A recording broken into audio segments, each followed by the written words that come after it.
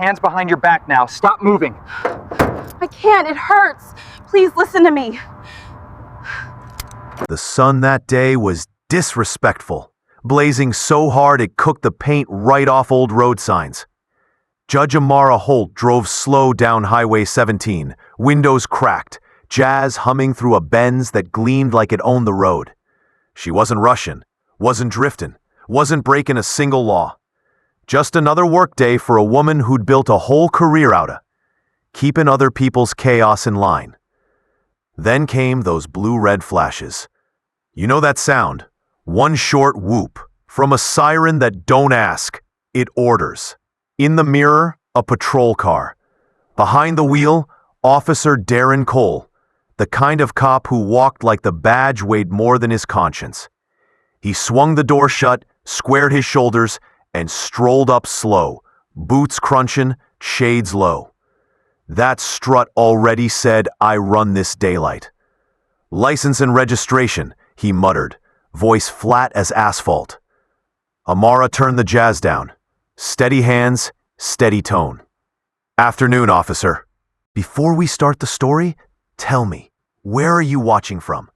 And if these stories speak to you, make sure to hit that subscribe button." He didn't reply, just stared through her like she was part of the car. "You from around here?" he asked, eyes crawling over the dashboard, the suit jacket folded on the seat, the watch on her wrist. "Yes, sir. On my way to the courthouse." He gave a small laugh, sharp and mean. "Courthouse? What kind of job you got driving this?"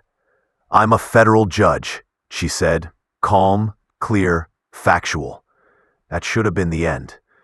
But for some folks, truth sound like attitude when it come from the wrong skin. He leaned closer, the smell of cheap coffee and ego hit in the air. "Judge, huh? You expect me to believe that?" She looked at him dead in the shades. "You can confirm with dispatch." He grinned. "Step out of the car, Judge." The road went quiet. A landscaper across the street killed his mower. People always sense when peace about to break. Amara sighed, unbuckled slow, stepped out, sun slapping her suit, hands visible, always visible. Cole circled her once, like checking for permission to doubt. "Where'd you buy this ride?" "Earned it." He smirked. "Don't get smart. I'm answering your question." "Hands on the hood," he barked. The metal burned against her palms. She didn't flinch. He said, "Spread your feet." "Officer, this isn't necessary." Neither was the tone. His grip found her wrist. Rough. Unnecessary. Her breath caught, but she kept her voice level. "You're making a mistake." "Yeah?" he shot back. "So's everyone who thinks they're above the law." Phones came up. Somebody whispering. She said she's a judge. That whisper was the spark. He yanked the cuffs out, metal clinking like punctuation marks in a bad sentence. Too tight, of course. Always too tight. The crowd started murmur. One woman yelled, "She told you who she is." Cole turned, jaw locked. "Back it up, ma'am." Dispatch crackled through static as he talked into his mic. "Unit 12, female suspect resisted, possible assault." A lie born mid-breath. Amara stared at the cruiser, eyes steady. She'd seen liars before. Hell, she'd sentenced them. But it hit different when the lie got your wrists in it. The cuffs clicked, the phones kept rolling, and somewhere in that heat, daylight turned traitor.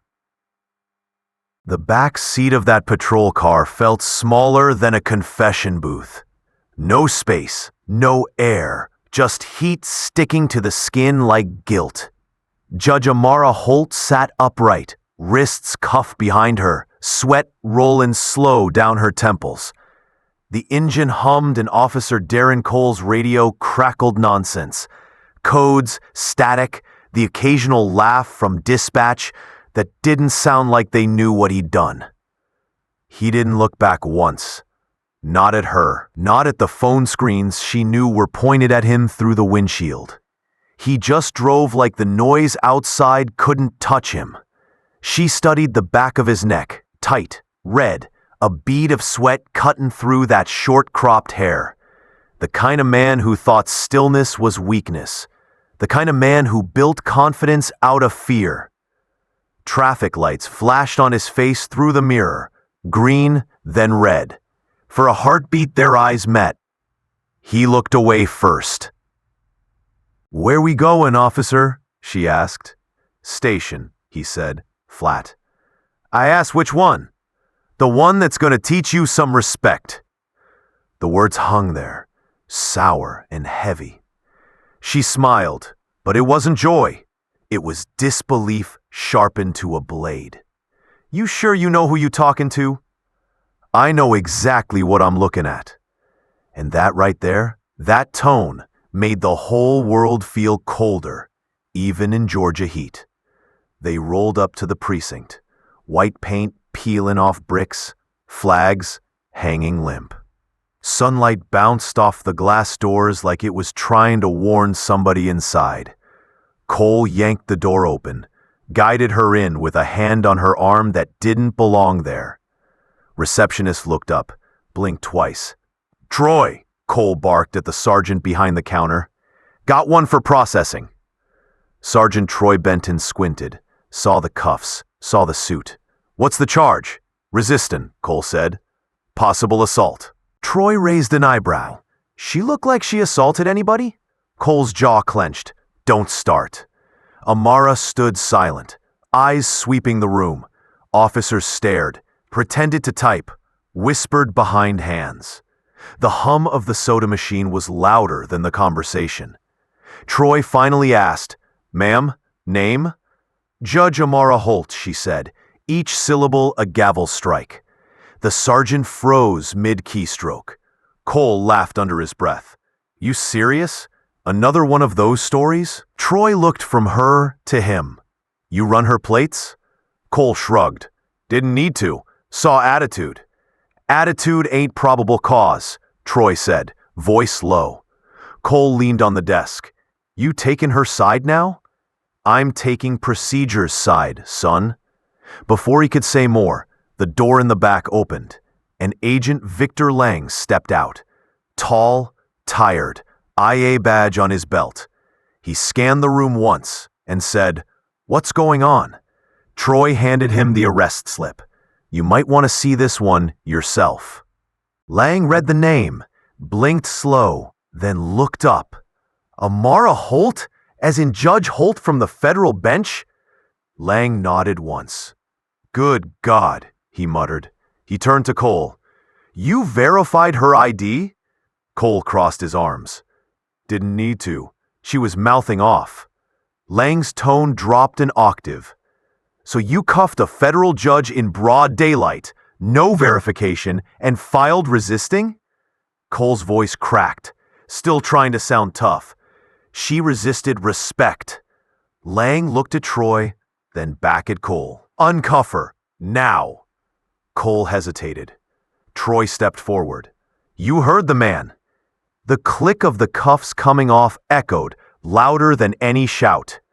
Amara flexed her wrists, skin marked, eyes unreadable. She didn't gloat, didn't snap. She just said, "Officer Cole, I hope your penmanship's neat. You'll be seeing those reports again soon." Lang motioned toward his office. "Judge, this way, please." While they walked, a rookie at the front desk scrolled his phone. Sarge," he whispered, "you might want to see this." The landscaper's video had hit the local news app. Already 50,000 views and climbing. Thumbnail, Cole's hand on her arm, her voice saying, "You're making a mistake." Troy's stomach dropped. Oh, hell. Out in the hall, Cole's phone buzzed, over and over. He ignored it at first. Then the vibration got louder. Constant. One glance at the screen showed a flood of missed calls and messages. "Bro, she's a judge?" His face lost color. The badge on his chest suddenly felt heavy. Inside Lang's office, The blinds rattled in the AC. "Judge Holt," Lang said, "on behalf of this department, Don't," she interrupted softly. "Just handle your people." He nodded, throat tight. She looked past him, toward the window. Outside, reporters were already gathering. One van, then two. Cameras swinging toward the door. Daylight had found its story. The air inside that station felt heavier now, like even the walls were holding their breath. Phones buzzing, keyboards clacking, every eye pretending not to look. You could taste panic in the AC. Officer Darren Cole leaned against the hallway wall, thumb scrolling through his phone.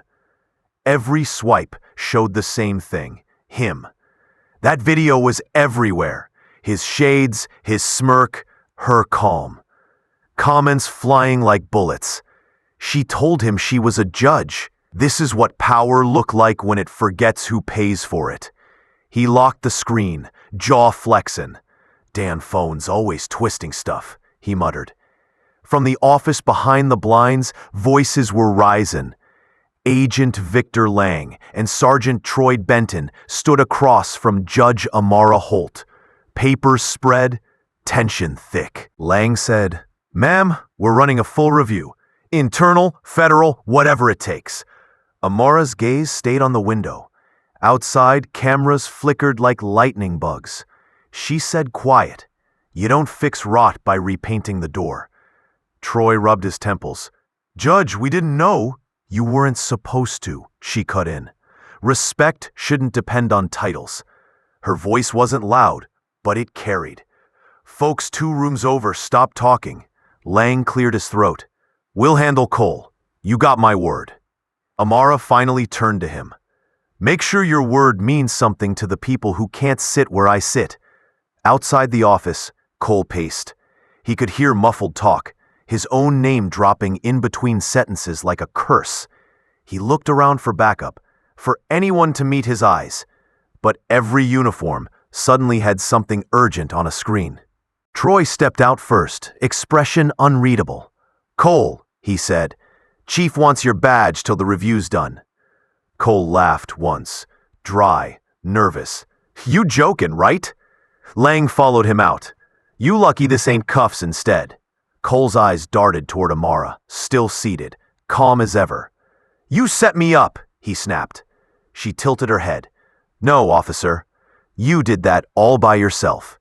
That hit him harder than any shove. Lang gestured toward the locker room.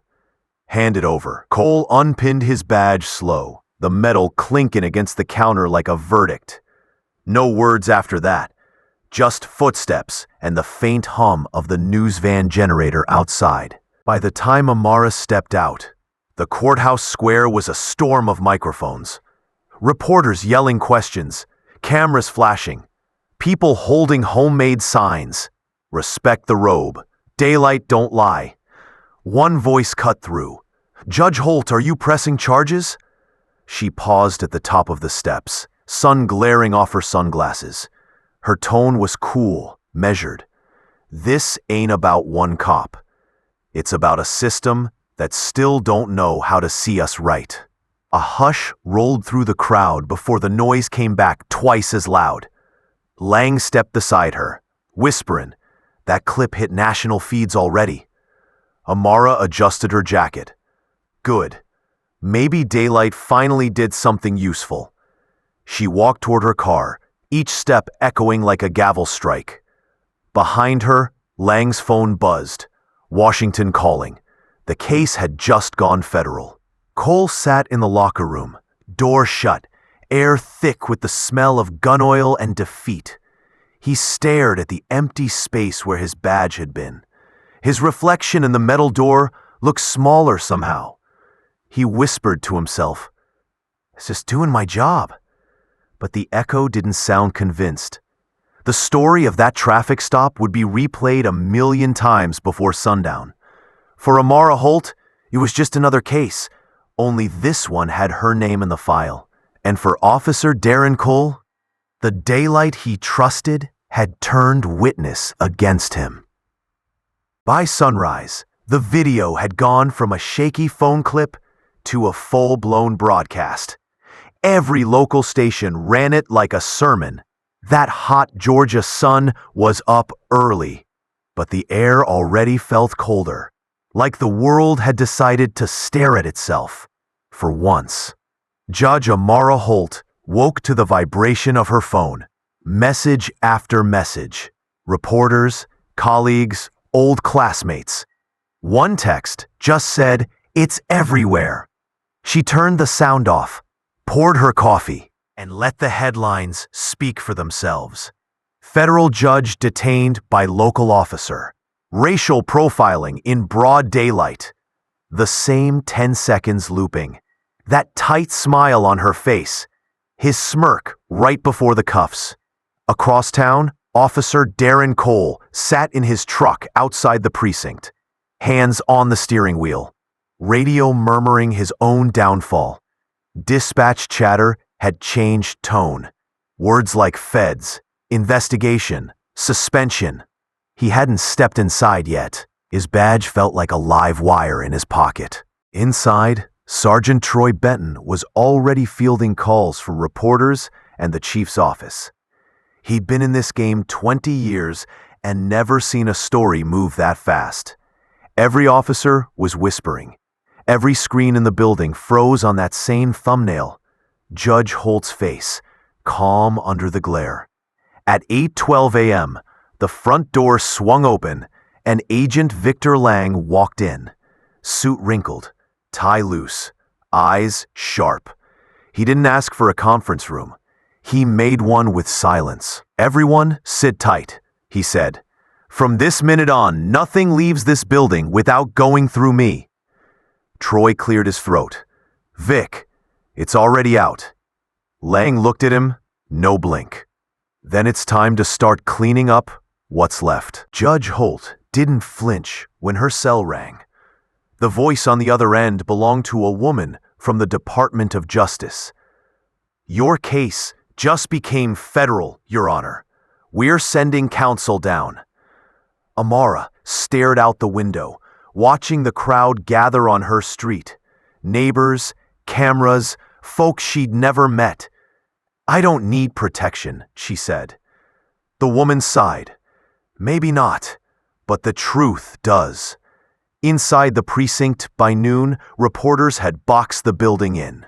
Every time the door cracked open, microphones lunged forward. Cole finally walked in, head down, hat low. Troy met him halfway. "Chief wants to see you." Chief Ramirez didn't raise his voice.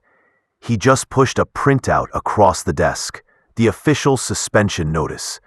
"Turn in your weapon and your badge." Cole stared at it, like the paper was written in another language. "I was doing my job," he said. The chief's reply came flat. "Your job ain't to humiliate people, especially not the ones who write our fee." Cole blinked. "She set me up." "Son," Ramirez said, leaning forward, "you set yourself up." Daylight saw it. Agent Lang moves in. Lang called everyone into the main room. Body cam footage cued on a projector. The hum filling the silence. He didn't narrate. He let the clip do it. You could hear the dialogue. "Federal judge." "That right? You expect me to believe that?" "You can confirm with dispatch." Pause. Lang looked at the room. "Anybody hear threat in her voice?" No one answered. "Anybody see a weapon?" Silence again. "Then what you're watching," he said, "ain't protocol. It's prejudice with paperwork." He turned to Cole. "You wrote she resisted. She didn't move. You wrote she assaulted you. The only thing she touched was the hood of her car." Cole's jaw flexed. "You trying to make me the face of this?" Lang's voice dropped to a whisper that hit harder than any shout. "You made yourself the face the second you stopped looking and started assume." He stopped mid-word as another phone buzzed. The FBI was on the line. "Yeah," he said, listening. "She's cooperating. No, she don't want bodyguards. She wants accountability." The crowd. Out front, the sun turned mean again. A crowd of locals held cardboard signs. Respect the robe. See us now. Daylight don't lie. Kids on bikes stopped to watch. Old men in church suits nodded slow, the kind of nod that says, "We've seen this before." A young reporter shouted into a mic, "History's happening right here in Ravenshade. One video, one badge, one judge." And maybe she was right. That night, Amara sat on her porch, the heat finally breaking. Her neighbor, Miss Lillian, brought sweet tea and said, "Baby, you all right?" Amara smiled small. "I'm fine. Just wondering what tomorrow decides to teach." Miss Lillian shook her head. "You already teaching it." Across town, Cole sat alone in his kitchen. The same clip played on his phone, volume low. He turned it off, but the words still echoed. "You're making a mistake." He poured whiskey, didn't drink it, just stared at the amber. The turning point. Agent Lang wrote his first report at 2 a.m. Probable cause insufficient. Evidence indicates bias-motivated misconduct. He didn't sugarcoat. He sent the file straight to D.C. Before dawn, Amara's phone lit again. This time not with news alerts, but with messages from other judges, lawyers, activists. One line kept repeating, "You gave us proof." She typed one reply and pinned it. "Proof don't fix systems, people do." They said justice moves slow, but that week it sprinted. By Monday morning, you couldn't walk through Ravenshade without hearing her name. Judge Amara Holt. Her face sat on every TV, every phone, every barbershop screen between Georgia and D.C. The caption always the same.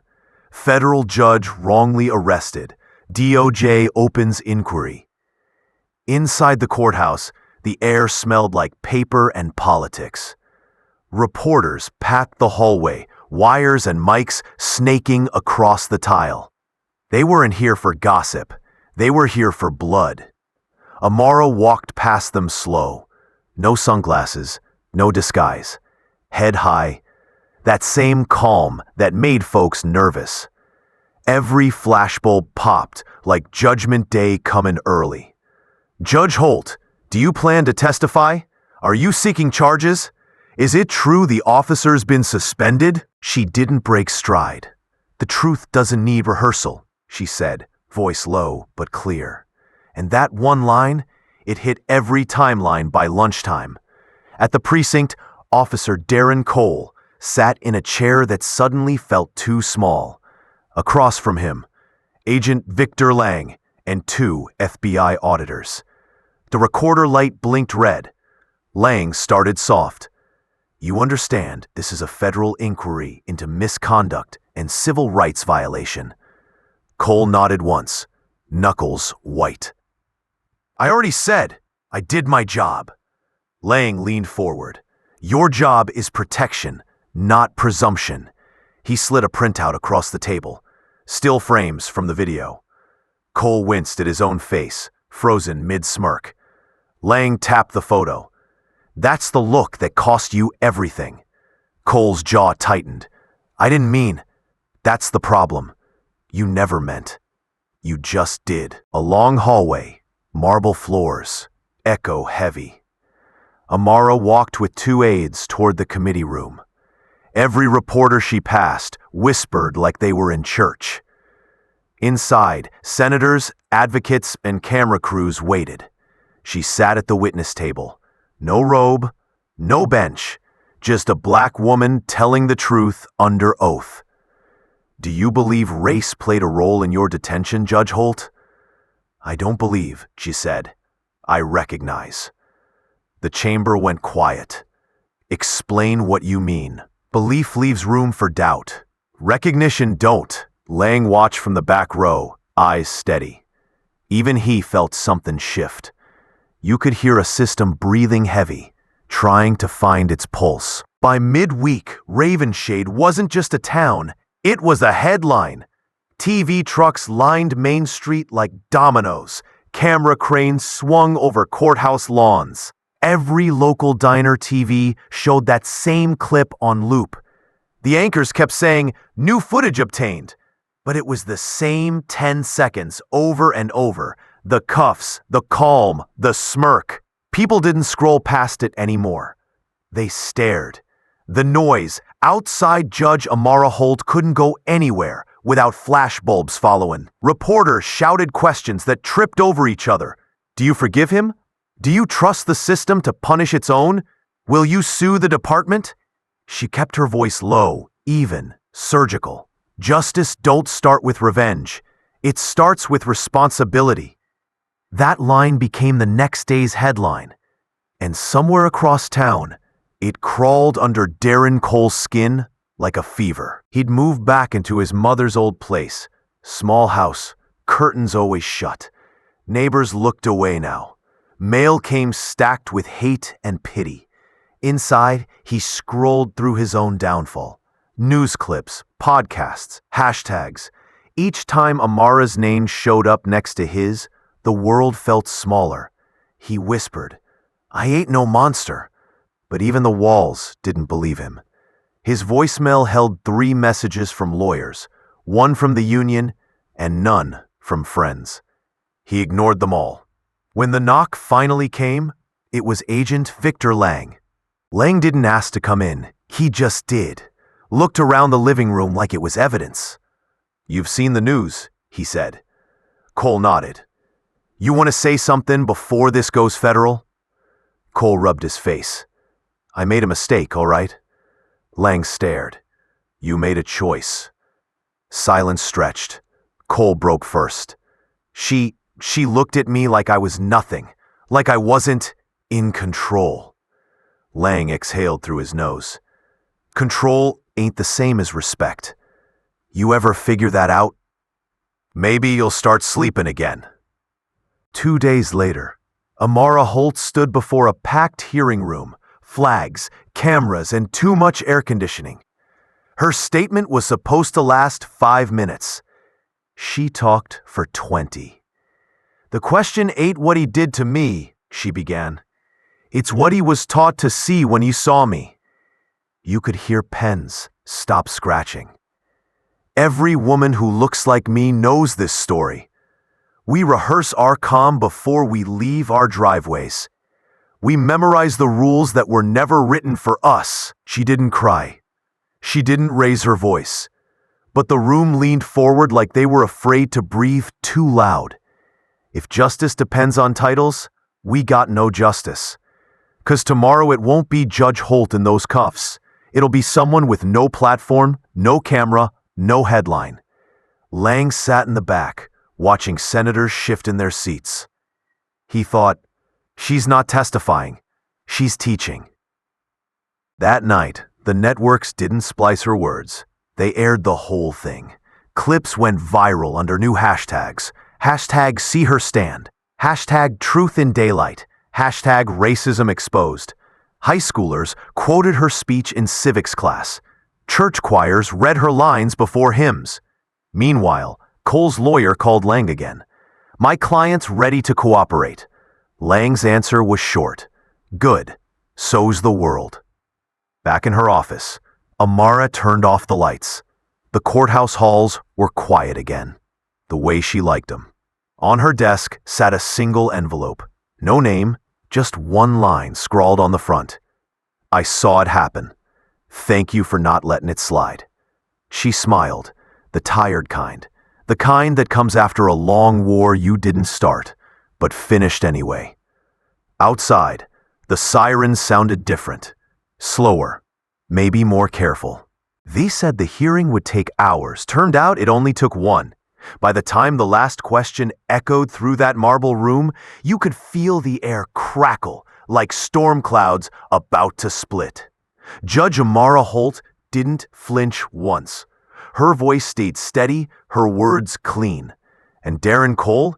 He sat behind his lawyer, shoulders caved in, jaw trembling like he finally heard the echo of his own actions.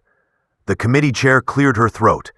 "After review of the evidence, We find probable cause for civil rights violation under color of law. That line dropped like a hammer. The cameras clicked. Someone gasped. Lang didn't smile. He just closed his notebook, slow, deliberate. Justice wasn't celebration. It was exhaustion in motion.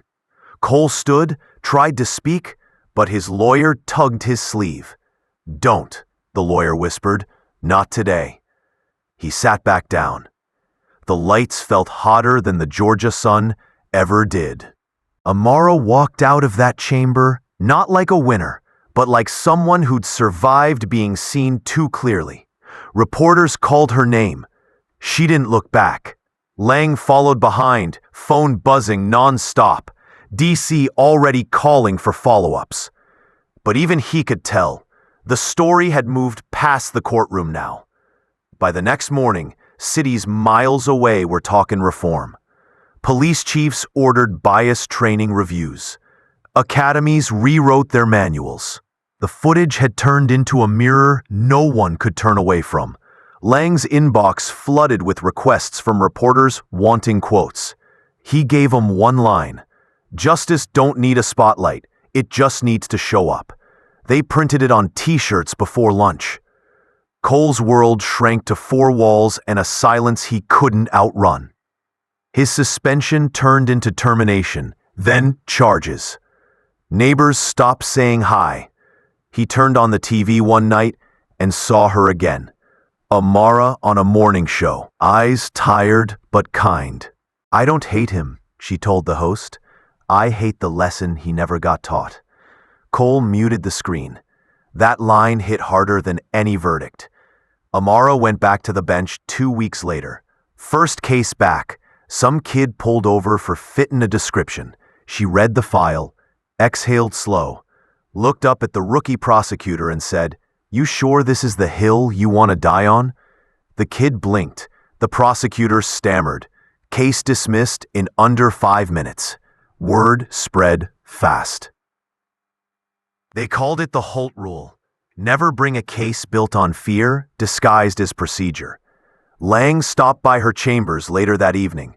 She poured him coffee. He handed her a folder. "Internal changes approved," he said. "Finally," she murmured. He smiled. "Told you daylight don't lie." She nodded. "Yeah, but it sure does expose." That night, she walked out the courthouse doors, heels clicking on the stone steps. Crowds had thinned, cameras gone. Just quiet wind and one janitor sweeping the lobby. She looked up at the flag overhead, the stars flickering in the dark, whispered under her breath, "May we someday earn what we keep saying we already got." Lang watched her leave from the curb, hands in his pockets. He knew stories like this didn't end. They just stopped being ignored.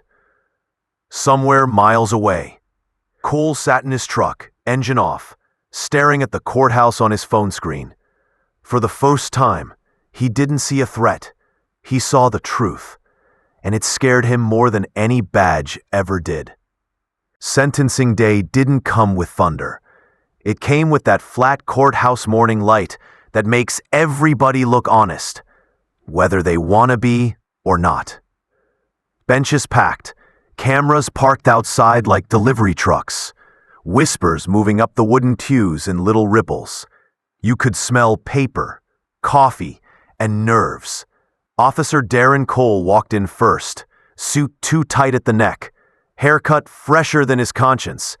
He didn't look left or right, kept his eyes on the aisle like it was a balance beam and the floor was a long drop. His lawyer trailed behind, lips tight, briefcase fuller than truth. Judge Amara Holt was already there, on the bench, robe clean, gavel resting like a sleeping guard dog. She didn't look at him yet. She scanned the room the way a good pilot scans a horizon, checking weather, reading wind.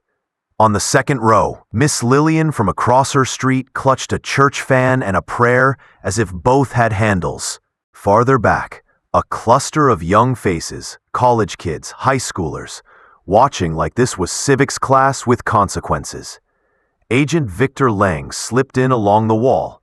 No tie today, just that IA badge clipped low and quiet. He stood where the shadows pooled, where a man can see everything and become part of none of it. The clerk called it State versus Cole, and just like that, the room exhaled. The prosecutor rose, paper stacked, voice steady, no theatrics, no extra voltage. Talked about power and duty, about how a badge is borrowed authority with strict terms. He didn't sermonize. He did math, the stop, the lie, the cuffs, the body cam, the false report. Put each on the table like stones and let the weight do the arguing. Cole's lawyer got up and tried to give the air a different shape. 15 years of service. Split-second decisions. No malice intended. He used words like misread, like misperceived, like miss everything. The room didn't blink. The room had watched the video. Intent don't change the bruise. When it was time, Judge Holt finally looked at Cole. Not down, not up, straight across. "Mr. Cole," she said, voice low enough to make people lean in. "Do you have anything to say before sentencing?" He swallowed, jaw tight, hand tremoring just enough that only the first row could see it. He stopped, a man drowning on dry land. "I didn't mean for it to go that way." "Meaning," she answered, "is what you check before you put your hands on someone." He shut his eyes, the kind of blink you do when you meet yourself for real. She read the terms: conviction on falsifying a report, civil rights violation under color of law, the state provision for misconduct, community custody, a term of probation with a suspended sentence, mandatory bias training, public apology, a prohibition from law enforcement duties, and the part that made the room buzz: a year of service in the Community Accountability Initiative. Ride-alongs not as a cop, but as an observer with no power. Listening assignments in neighborhoods he used to patrol. Monthly reports reviewed by a civilian board. Restitution for legal costs and damages. No gun, no badge, no shortcuts. His shoulders dropped. Not relief. Weight finding its shelf. Then she shifted. Not as a judge, as Amara. "This isn't leniency," she said to the room. "This is labor. You made harm with shortcuts. Your sentence is the long way back." Whispers rolled through the benches like a low tide. Some wanted iron bars, some wanted blood, some wanted a miracle. She wasn't selling any of those. She was selling work. Outside, microphones bristled at the doors. Inside, the clerk banged the next case, and the machine of justice tried to look efficient again. But nobody forgot what just happened. Even the air kept it. After court, the hallway turned into a river. Reporters reached. Cameras clicked. "Judge Holt, did you go easy?" One voice tossed. Amara gave that small smile that says, "Try harder." "Accountability isn't revenge," she said. "It's repairs, and repairs take longer than anger." Another reporter, "Do you forgive him?" She didn't flinch. Forgiveness is private.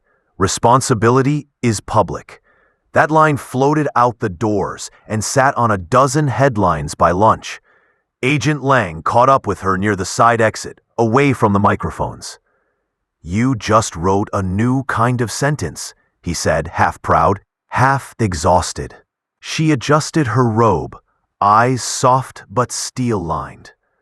"We can't keep throwing people into holes and calling it fixed. Make him learn. Make them all learn." Lang nodded. "You just volunteered me for more paperwork."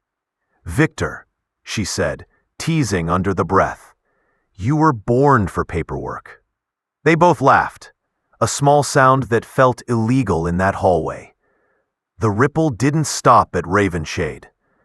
Next week, a city 2 counties over, announced a copycat program, civilian review panels with teeth, community observation shifts for officers with misconduct records, mandatory narrative reports graded by folks who didn't wear uniforms. A podcast in Atlanta ran a 3-part series titled Daylight, the case that changed the training manual. A law school professor wrote a piece called The Holt Model, Accountability as Skill Building. They said her name with the kind of respect that stays even when nobody's watching. It wasn't all applause. A union rep called it soft discipline. A talk radio host said it was humiliation disguised as reform. They hadn't seen humiliation. They'd only seen consequence. And consequence ain't about feeling bad. It's about learning different. Meanwhile, Cole started his year like a man starting a hill he didn't want to climb.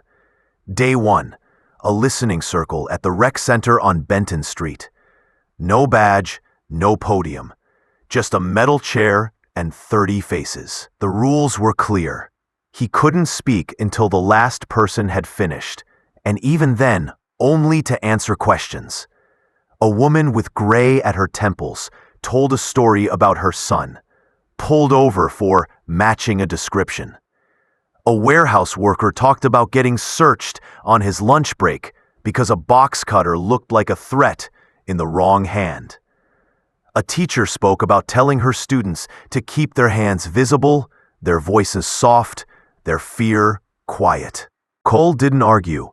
He took notes. Not the kind you write for a boss. The kind you write when your stomach finally understands what your ear's been hearing. After, he walked outside into the evening heat and realized he'd been clenching his jaw all day. He sat on the curb and let it go slack. That small surrender felt like the first honest thing he'd done in months. Back at the courthouse, Amara kept moving. Her docket didn't shrink because the world wanted interviews. She still had property disputes, indictments, divorces, pleas, the whole human mess. One afternoon, a case landed. Young man charged with resisting. Body cam malfunctioned. Report written in that clinical tone that hides sharp edges. She took a recess, watched the bystander video twice, came back and asked the arresting officer to read his own words out loud.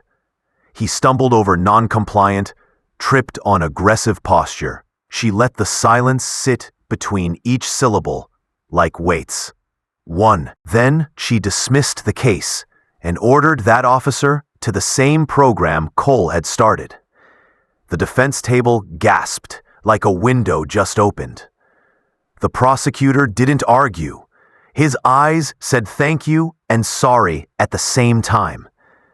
It wasn't a revolution. It was a calendar full of small, consistent decisions. The kind that move a ship a degree at a time, until the shore you hit is not the one you left. Lang's days turned into diagram lines and sleepless nights. He built checklists with questions that sounded soft but cut deep. Did you verify? Did you narrate? Did you escalate or assess? When did you decide who they were? He sat in back seats on ride-alongs, watched hands, watched eyes, watched the space between a command and a choice. He wrote after-action notes that didn't accuse as much as they recorded the moment where fear outran judgment. He had his skeptics. An older sergeant pulled him aside, grumbled, "You trying to turn cops into poets?" Lang shrugged. "If poetry means thinking before touching, sign me up." The sergeant tried not to smile and failed. On a Friday that tasted like rain, Lang stopped by Amara's chambers late. She had her shoes off under the desk and a stack of files waiting to be less heavy. He set a folder down. Month 1 results. She flipped it open. Metrics, charts. A paragraph full of ugly numbers getting slightly less ugly. She didn't cheer. She didn't frown. She just nodded, the way a builder nods at a foundation that's level. "How's Cole?" she asked. He shows up, Lang said. He writes like a man who's trying not to write himself.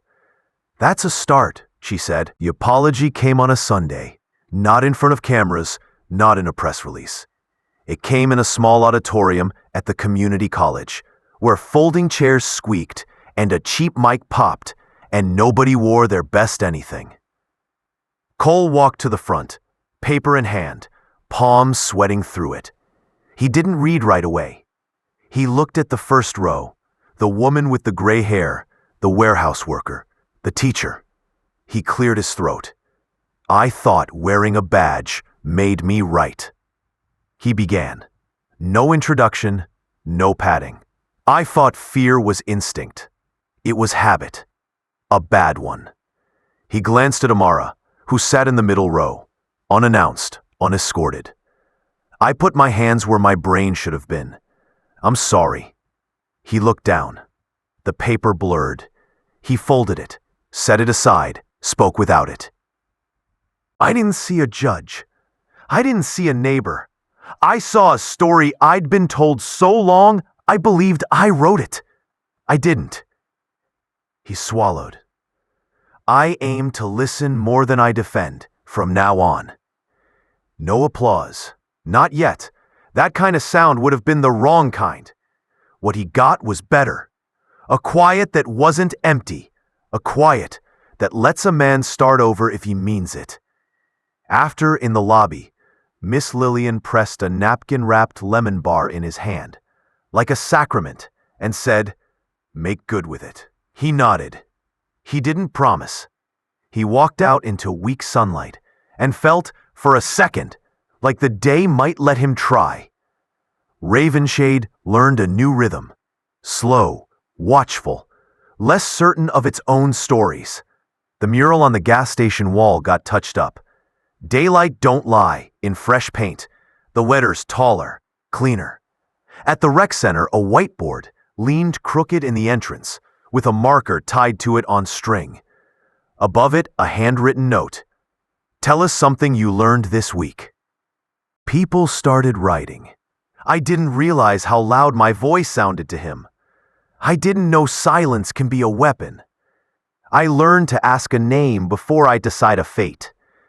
Amara passed it once on her way to a panel and read every line like a judge reads a statute.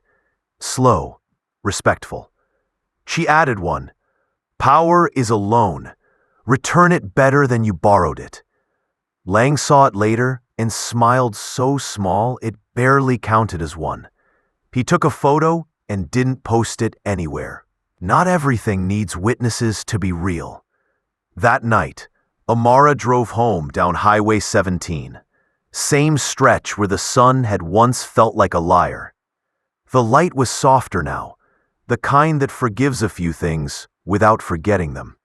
In her mirror, a patrol car merged behind her for a mile, then signaled, switched lanes, and kept going. No chirp, no question. Just courtesy. She didn't celebrate. She breathed. At her porch, she found a plain envelope in the mailbox. No return address, just a careful hand. Inside, a single page. No letterhead, no plea. Just a sentence. Thank you for giving me the kind of punishment that feels like a map. DC. She folded it back along the crease, took it inside, tucked it in the drawer, where she keeps the few things that manage to be both heavy and good. Later, on the couch, shoes off, case files fanned like cards, her phone buzzed. A text from Victor. Governor's office wants your program statewide. She typed back, our program. He replied with a thumbs up and a ... that never turned into words. Sometimes the right reply is silence. Out the window, Ravenshade hummed the quieter song it had been learning. The sirens still wailed when they had to. The lights still flashed when they needed to. But something in the way they moved changed. A beat slower, a breath longer, a second thought finding room to grow. And that's the thing about reckoning. If you really want the truth, reckoning isn't a lightning strike. It's a calendar. It's a discipline. It's a room full of people who stopped pretending they didn't know better and started doing it. The sun never promised to save anybody. It just promised to show up. Today, that was enough. Tomorrow, it'll be the work again. The first thing that changed wasn't the law. It was the way folks looked at each other. Not softer, longer. Like everybody was learning to count to 3 before they decided who you were. The video cooled off the headlines, but the town kept the lesson simmering. Judge Amara Holt started seeing it in small places. At the grocery line, when a clerk slowed down instead of snapping. At the school pickup, where a crossing guard told a teenager, "You go first," like it was policy. Tiny pivots, micro repairs, the kind you miss if you only watch the news. But change don't come free. It invoices the people who sparked it. Her calendar was heavy now. Mornings on the bench, lunch hours on calls with a governor's staffer who spoke in bullet points. Evenings at a folding table with flyers for the Accountability Initiative and a cheap laminator that refused to mind its manners. She told herself she could sleep next year. But across town, Officer Darren Cole, not a cop anymore, not even close, kept showing up to the places where listening is the whole job. Rec center, church basement, break room at the packaging plant off Route 9. His assignment wasn't to teach. It was to absorb, to sit there while people told him who they'd been before his assumptions walked into their day. They didn't go easy on him. A barber said, "You've never been in a chair where the person behind you could hurt you, huh?" A nurse told him about night shifts and traffic stops that felt like coin tosses. A senior with a cane tapped it twice and said, "Fear's loud, respect whispers, learn the quiet." He wrote it down. The pen left a groove. Agent Victor Lang? He turned into a traffic controller for truth. Arms out, headset on, waving reforms onto the runway while swatting egos out of the air. At his desk, stacks of pilot programs towered, implicit bias modules, de-escalation labs, narrative reporting drills. He kept telling chiefs, "It's not a class, it's a habit." Some nodded like they meant it. Some nodded like they wanted him to leave. Ravenshade wasn't famous anymore. It was busy. The first town to copy them was Hallow Creek, half the size, twice the stubborn. They invited Amara to speak at their city hall. "Short remarks, please," which is politician for say something that changes us and don't take long. She wore a navy suit and a sleep deficit and stood under a buzzing light while a dais of men tried to act taller than their chairs. She didn't scold. She told a story. "How many of you practice your calm before you leave the house?" she asked. A couple hands went up, mostly black, mostly women. Now imagine that calm is the only shield you get, even when you're right. Silence. The mayor cleared his throat into a microphone that didn't need it. Someone in the back wrote, "Call me Shield" on a notepad, like it might be the title of a better town. A week later, Hallow Creek voted 4-1 to require narrative reports for every stop that lasted more than 5 minutes. The lone no said it would take too much time. The yes said that was the point. Back in Ravenshade, Darren stood outside his apartment door one evening, holding groceries and an apology that wouldn't quite form English. A neighbor in scrubs nodded at him without the usual flinch. Small, but not nothing. He'd changed the way he carried himself. The hard angles turned into edges you could reach without bleeding. He went to the gym. Not the cop one with the old plates and louder pride. The community center with squeaky floors and a wall fan that clicked every third revolution. He ran. He wrote. He returned the mop to the right closet. To a man who used to think authority was a posture, this was new religion. Do the little things right when nobody's filming. When his observation log number 3 landed on Lang's desk, 10 pages, typed, margins tight, Lang read it twice. Not because he doubted it, because it sounded like a person letting oxygen back into his head. Observation. Pause before voice. Count to 5. Ask name before command. Point at behavior, not identity. Reflection. I've been calling fear instinct. It's a shortcut. It misses people. Commitment.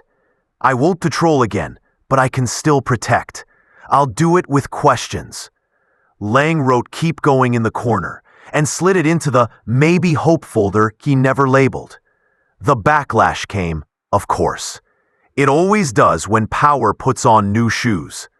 Talk radio got loud about weaponized feelings. A city councilman posted a thread long enough to be furniture about handcuffing heroism. Someone called Amara's chambers and left a voicemail that started as sarcasm and ended as sputter.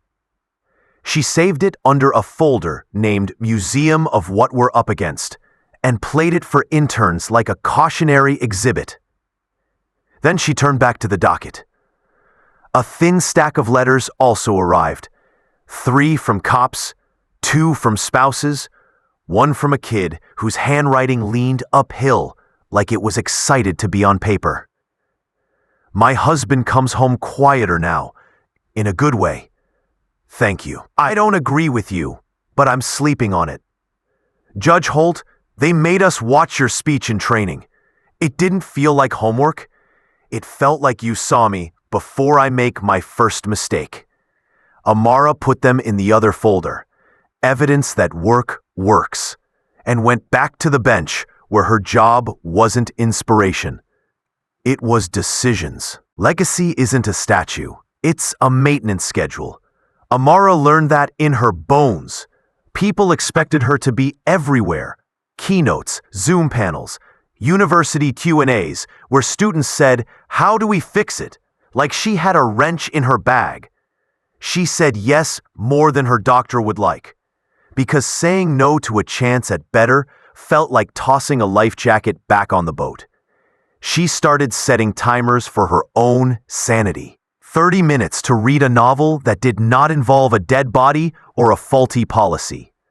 20 minutes to sit on the porch and let the neighborhood sound normal.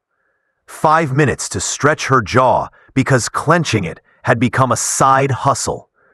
One night, power flickered during a storm. The house went dark and peaceful. She reached for a candle, then stopped and just sat there. Rain on the roof, faint thunder. No screens. She remembered being a young public defender in a county that treated her like a puzzle with missing pieces. She remembered her mother whispering, "If they don't believe you, tell the truth twice." She smiled into the dark. "We told it 1,000,000 times, Mama," she said. It finally stuck to something. The lights stuttered back on like they were embarrassed, and she went to bed before the electricity changed its mind. Lang kept catching flights to rooms with bad coffee and good intentions. He spoke to a panel of sheriffs in a county where the median age of an idea was 63. He didn't sell woke, he sold wins. He had a slide with simple math. Complaints down 18% after narrative reporting. Use of force down 26% after de-escalation labs. Officer injuries down 12% when count to 5 became policy instead of a memo nobody read. He refused to make it moral theater. He made it operational. In the Q&A, a sheriff with salt and pepper eyebrows said, "So you're saying this saves my people and their people?" Lang nodded. "It saves us." On the flight home, he slept through 2 time zones and woke with a stiff neck and a text from Amara. "How'd the cowboys take it?" He typed back, "Some want saddles, some want instructions. We gave 'em both." Darren reached month 4 in the initiative, and the work got harder in a different way. Not because people yelled more, because they yelled less. The anger had burned off into something heavier: requests. "Come read to my son's class about your mistakes. Talk to our recruit cohort, the ones who still think toughness is volume. Sit with the families at the memorial wall." The wall was in a side lot behind the wreck, names on aluminum plaques, some crooked, some missing screws, all loved. Darren stood there one dusk with the sunset staining the metal orange and felt his throat do something it hadn't done since he was 12. He sat on the curb and didn't wipe his eyes, because nobody was there to tell him what a man was supposed to do with water. He wrote that night like his pen had a fever. It wasn't pretty writing. It was truer than anything he'd produced in uniform. "I used to walk into rooms looking for control. Now, I walk in looking for the lie I brought with me. I am not asking for forgiveness. I am asking for a chance to be useful. I don't deserve anyone's trust. I deserve the work." He signed it Darren Cole, without the letters he used to add after his name. A year after the stop, almost to the day, Ravenshade held a small gathering on the courthouse lawn. Not a rally, not a vigil, something humbler. A potluck with speeches stuck between potato salad and paper plates. Miss Lillian set out deviled eggs that could end wars. The pastor brought a portable speaker that squeaked like it was nervous. Kids ran under the oak trees and dared each other to climb higher than their parents' rules. Amara didn't want a stage, so they gave her a wooden crate and a mic that popped her peas. She didn't do a recap. Everybody knew the recap. She talked about the spaces between the headlines. "Change isn't dramatic by design," she said. "It's small, it's specific. It's that second before you talk. That inch you leave between your hand and somebody else's arm. That name you ask before you decide who they are." She pointed at the whiteboard leaned against the tree, the one from the rec center with the marker tied to it. Today it read, "Tell us what you repaired this week." A mechanic raised his hand and said, "I apologized," without the word but. A rookie officer, new patch, new nerves, said, "I called my mentor before I wrote a report. It sounded different after the call." A teenager mumbled, "I put my phone down.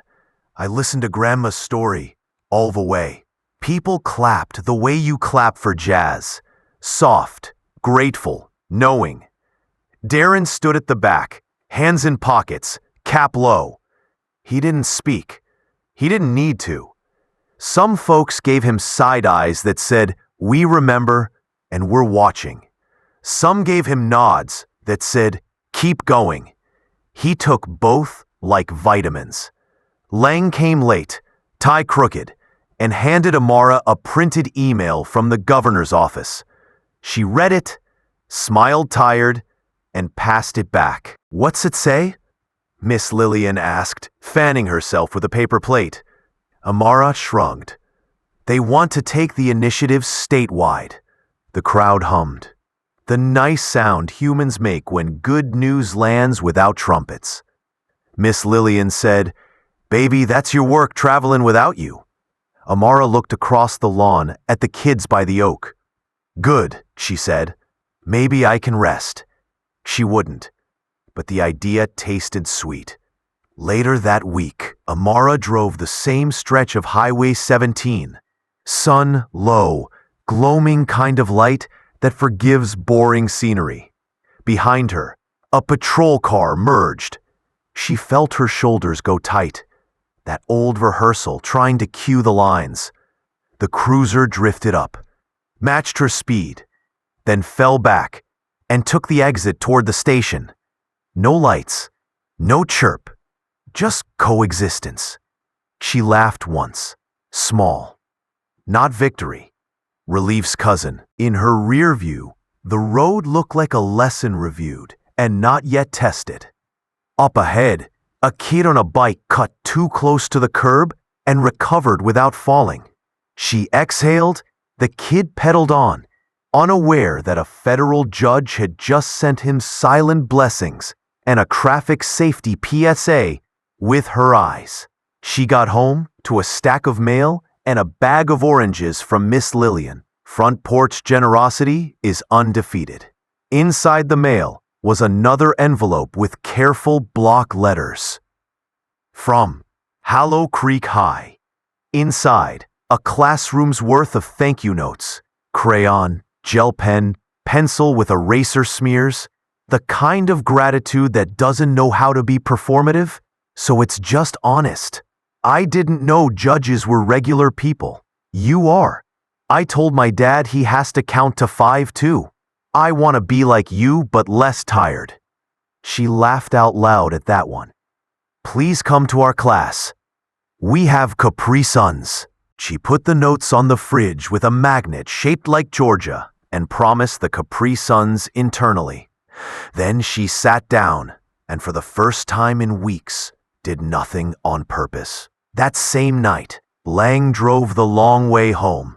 Windows cracked, old soul on the radio. The kind of music that forgives your worst day if you let it. His phone buzzed with another county asking for the training deck. He pulled over, forwarded the files, added a line he'd started using when folks asked how to start.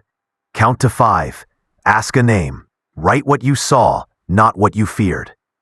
He put the phone face down and watched the sky declare its own verdict.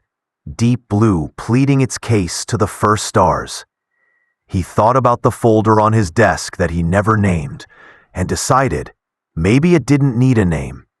Hope works better when it sneaks. Darren's apartment felt less like a holding cell now and more like a repair shop, the kind where the owner is also the customer. He taped a schedule to the wall, meetings, logs, a day marked wall, so he wouldn't forget to visit the plaques and read names out loud, one by one, like attendance. On his table sat an envelope addressed in his own hand. He'd been carrying it around, stamped and sealed, like a nerve he wasn't brave enough to expose. He sighed, picked it up, and finally dropped it in the blue box on the corner. Not a legal document. A letter. Judge Holt, I don't want forgiveness. I want a useful life. If there's ever a shift that needs a warm body to carry boxes, set up chairs, clean after meetings, call me. I used to think helping people is the top of the job. Turns out it's the bottom. The top is listening. Darren. He walked home empty-handed and lighter. The ripple didn't stop. It learned to move without headlines. 2 towns adopted the initiative, then 4, then 10. Some tweaked it and pretended it was theirs. Amara let them lie gently to their egos if the work got done. A university clinic offered to evaluate outcomes pro bono. Lang said yes so fast, he almost invented a new word. On a Thursday that felt like a held breath, Amara sat with the first cohort of rookies to finish the new curriculum. 20 faces, 20 futures that might hold 100 moments like the one that made her famous. She told them the same thing she told herself the night the lights went out. Don't try to be heroes. Try to be habits. Heroes happen once. Habits happen every day. A young woman raised her hand. What if I mess up? You will, Amara said. Count to 5. Fix it in front of the person you harmed. Then fix it behind their back too. They wrote that down like it might become scripture. Outside, the heat finally broke. Wind off the pines. Flags behaving. Sirens somewhere in the distance, not in a hurry. Ravenshade, loud town, loud year, decided to whisper for a while. And that's the long truth about ripples. You don't always see them. You see what they moved. The sign that points a degree left, now. The officer who waits one more second. The judge who writes a shorter opinion because the long version used to be about her.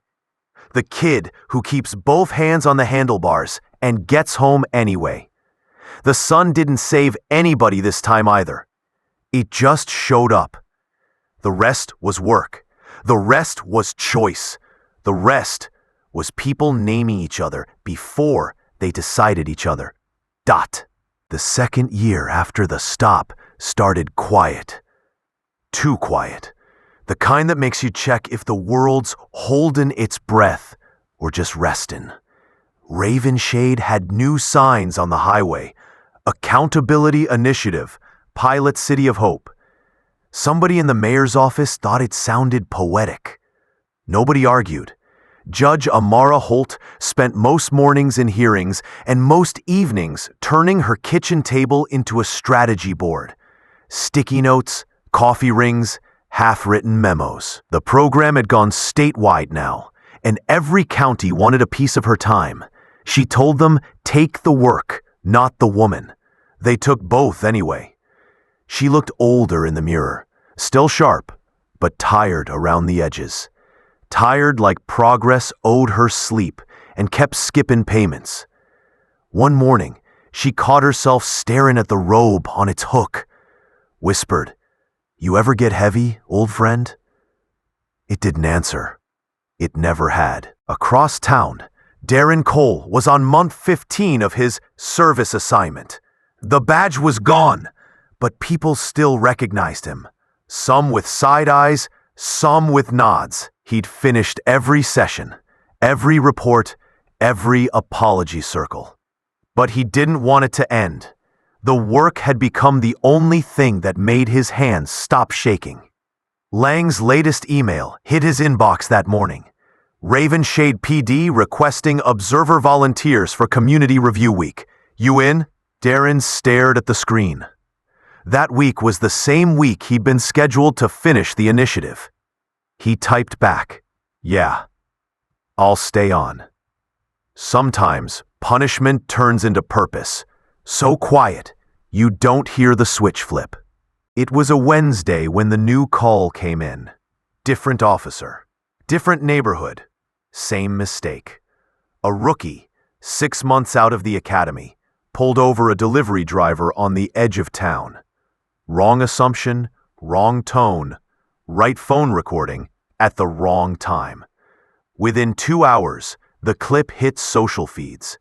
By dinner, the governor's press secretary called Amara.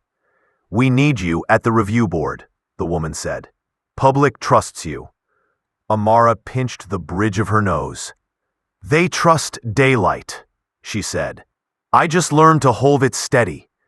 The next day, the hearing room filled again. Lang, reporters, locals, and one familiar face in the back. Darren Cole, no longer on trial, now taking notes for the review team. The irony wasn't lost on anybody. The rookie sat where Cole once had.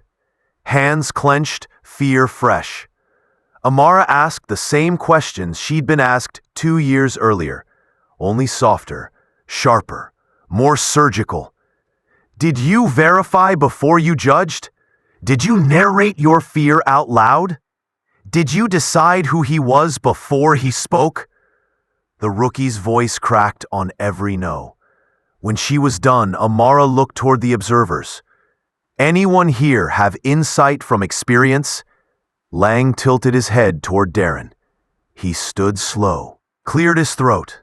"Yeah," he said, voice rough from disuse. "Don't let pride talk for you. It's a liar. Learn to breathe before you reach." The room stayed quiet long after he sat down. Even the cameras didn't click. Later that evening, Amara walked out of the building into a dusk that looked almost kind.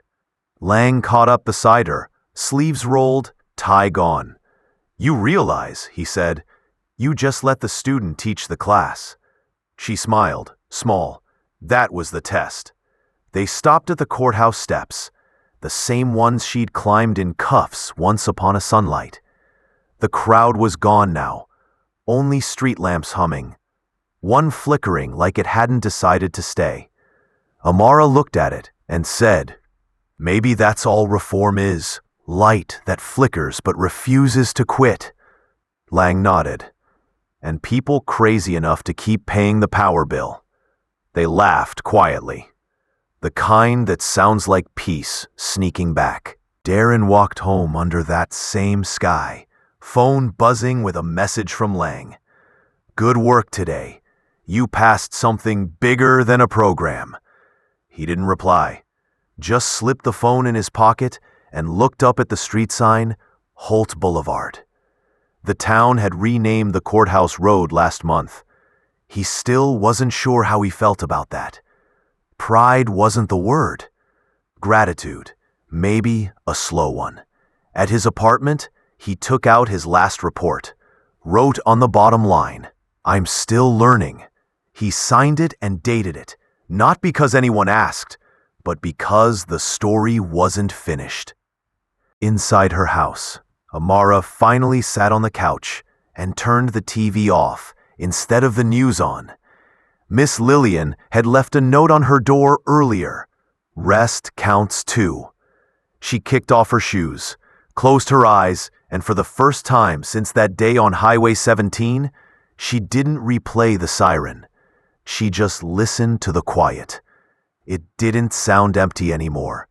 It sounded earned. Movements don't start with fireworks. They start with calendars.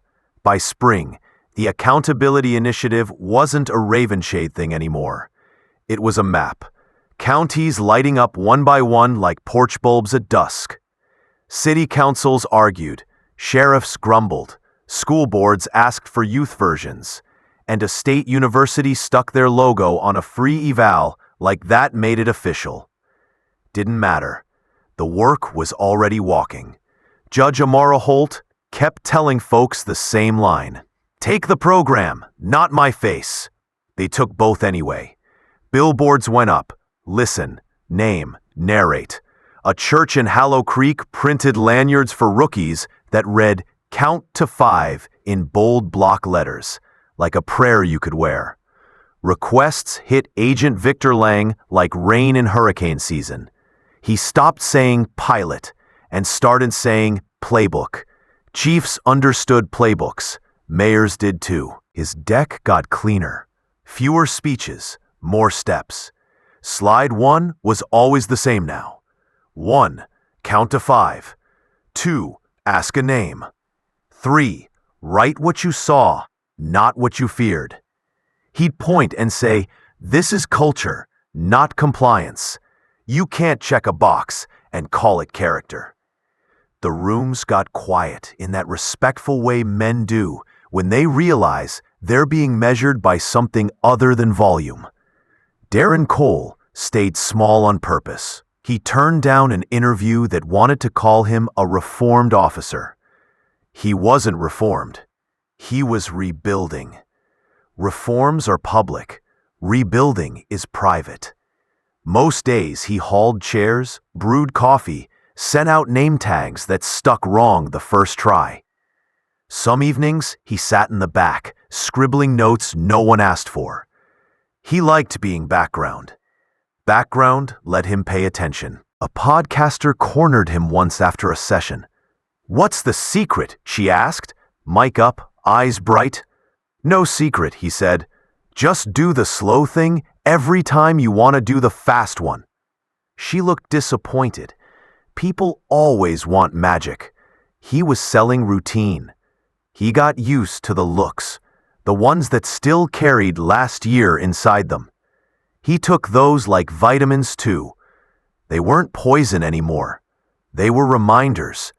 The governor called a summit, not the kind with chandeliers, the kind with stackable chairs and coffee in pump thermoses. County reps, chiefs, DAs, public defenders, 3 journalists, 1 mother's group, 2 clergy, and a teenager who'd become a local hero for filming his own stop and narrating every breath on camera like he was passing an oral exam. Amara didn't give a keynote. She led a circle, put everyone at the same table. Badges, robes, collars, hoodies. Then she set rules like a referee who refuses to be famous. "First round," she said. "Tell us the habit you changed this year." A chief said he moved his holster 1 inch down, so his hand had to decide to reach. A DA said she started rejecting any case where resisting showed up without a matching narrative. The teen said, "I learned I ain't got a film to survive, but I still do." When it came to Lang, he smirked and said, "I learned to like spreadsheets." The room laughed, the way pressure does when it finds a vent. They ended with a whiteboard full of not quotes, commitments, and a schedule full of not promises, deadlines. The press tried to turn it into a slogan. It refused to shrink. Back home, the mirror moved too. Church basements hosted joint sessions, officers and citizens playing out scenarios, with scripts that had room for mercy. High schoolers wrote essays titled The 5 Count. The rec center's wall of names got a new plaque that read Lessons Learned, with space underneath for Sharpies. Somebody asked Amara if she was proud. She said, "I'm less worried," and tapped her robe as if checking a pocket for keys. Miss Lillian caught her on the porch one evening and said, "You know what you built?" Amara said, "Trouble. Baby, you built company. People don't feel alone in the room anymore." That line sat with her all night, like a cat on the arm of a chair. There, if you need warmth, fine, without your petting. The pushback sharpened in places where the work threatened old habits. One county board tried to gut the narrative requirement, said it overburdened personnel. Lang drove down on his own dime, walked into the meeting with a stack of 1-page reports and said, "This is the burden. This is also the shield. Pick which one you want to carry." The vote stayed 3-2 in favor. Afterward, an old deputy with hands like rope shook Lang's hand and said, "Never thought I'd thank a form." Lang grinned. "It ain't the form. It's the hour it forces inside your head." Meanwhile, Darren got invited to a recruit graduation. He almost didn't go, thought it'd smell too much like a life he broke. He sat in the back, cap low, and listened to a lieutenant read out top marks. Then, the lieutenant paused. "This year we add a new commendation, the Holt Habit Award, given to the recruit who pauses, names, narrates." They called a quiet kid with nervous hands. The class cheered like they'd invented restraint. Darren clapped without standing. Pride wasn't for him to perform, but something unclenched in his chest anyway. After, the kid found him by the soda cooler. "Sir, Mr. Cole, I read your logs," he said, eyes wide. "The part about looking for the lie you bring with you, that stuck." Darren nodded. "Then let it keep sticking." The kid's salute was sloppy. It looked perfect to Darren. "There's a measure nobody prints because it doesn't trend. The night nothing terrible happens. It came on a Friday. Paychecks cashed, bars loud, roads busy. And then no clip, no siren that turned into a hashtag, no 12-second video to make the world rehearse grief in the morning." Amara noticed it first thing Saturday. She poured coffee and realized her phone wasn't a battleground. She set it face down and let silence be a guest, not a threat. Lang noticed from his dashboard, no red flags in the overnight queue. He exhaled loud enough to fog the inside of the windshield. Darren noticed on his walk. A patrol car slid past him, neither curious nor performative, just present. He nodded. They nodded back. No theater. The smallest ceremony in America performed correctly. Ravenshade felt it, didn't name it, and kept moving. That's how health returns, quietly. A year and a half after the first hearing, they held a session in the big auditorium, the one with bad acoustics and hopeful banners. No cameras, just the people who'd been doing the lifting, folding chairs in a circle. Name tags. Coffee nobody finished. Amara asked for final words, and meant for now. Lang said, "We ain't fixed. We're just less breakable." Miss Lillian said, "I can sleep through a siren again." A rookie said, "I used to think fear was a warning. Now I think it's an invitation to slow down." Darren said nothing until she looked at him. Then, "I don't deserve to teach, but I can be a reminder." They wrote the best lines on a poster and taped it to the back wall.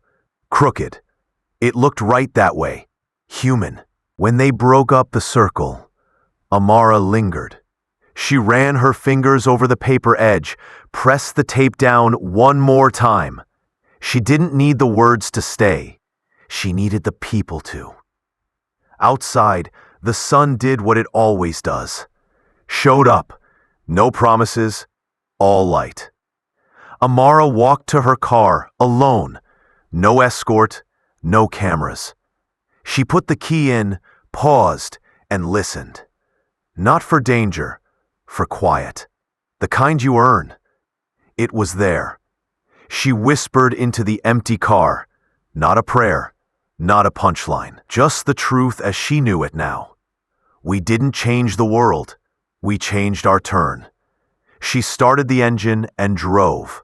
Hands at 10 and 2, breath unhurried, road open, toward a town that wasn't perfect, but finally had good habits. They say memory fades, but highways remember. 10 years on, the stretch of 17 still hums beneath the same Georgia sun. The white paint's cracked, the mile markers lean, but every tire that rolls past adds another layer to the story it once held.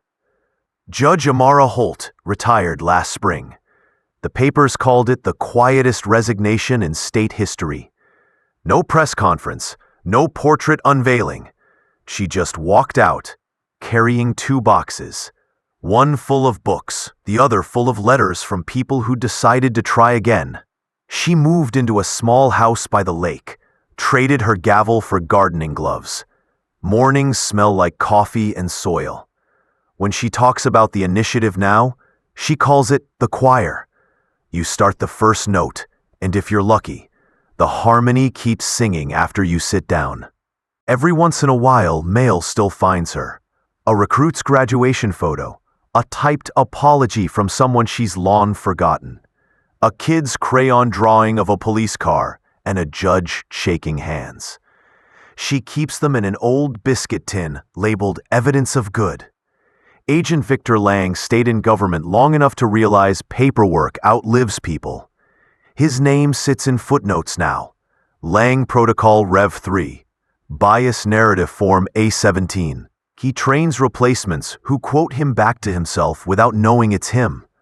He keeps a copy of that first report, the one stamped Ravenshade incident. The corners are soft, the ink faded.